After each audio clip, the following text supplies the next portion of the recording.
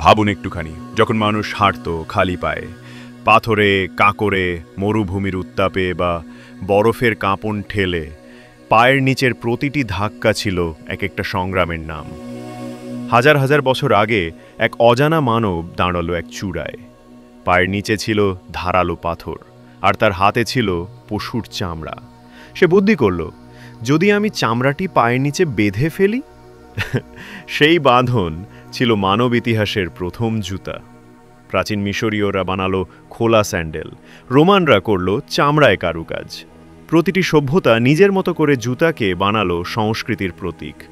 জুতা হয়ে উঠল শুধু রক্ষা নয়, পরিচয়ের চিহ্ন, মর্যাদার মুকুট।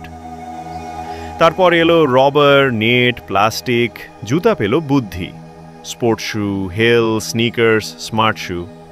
জুতা আমাদের ঘর ছাড়তে শিখিয়েছে। আমরা পাহাড়ে উঠেছি, আমরা যুদ্ধ করেছি, আমরা নাচ করেছি, সবই পায়ের নিচে এক জোড়া জুতা নিয়ে। এই নীরব যন্ত্রটা প্রতিদিন আমাদের পৃথিবীর দিকে নিয়ে যায়।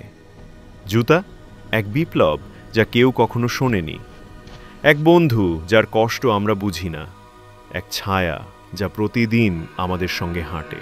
তবু কৃতজ্ঞতা কয়জন দেখায় তাকে? এই ভিডিও সেই কৃতজ্ঞতার নাম, জুতার গল্প, দুই পায়ের সেই নীরব বিপ্লব। এমন আবিষ্কারমূলক অজানা গল্প শুনতে আমাকে ফলো করুন। আপনার মূল্যবান কথাটুকু আমাকে শেয়ার করুন কমেন্ট বক্সে।